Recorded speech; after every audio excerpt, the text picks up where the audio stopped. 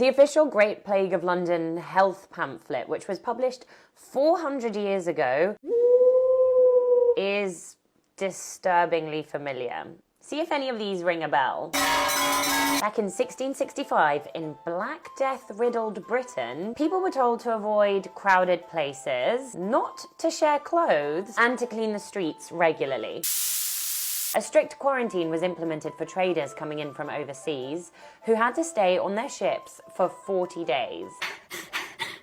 This extended to households of infected people being quarantined in the city, which mainly just led to entire families dying of the plague, or total neglect from the outside world. There was no Deliveroo back then. People soon started to disobey and protest against isolation. And government officials gave out free copies of this pamphlet to spread the message. But considering most people were illiterate, it's probably not the message that they were spreading.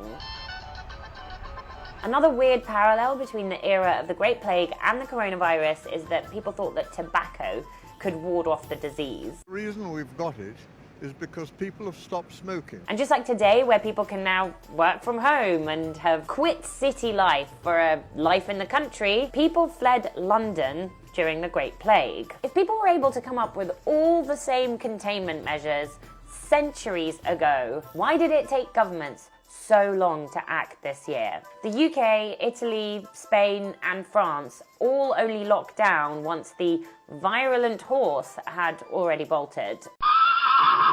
But if there is one positive to take from the history of the Great Plague, it's that by 1666 transmission of the disease had totally decelerated after the plague had killed around 50% of the population.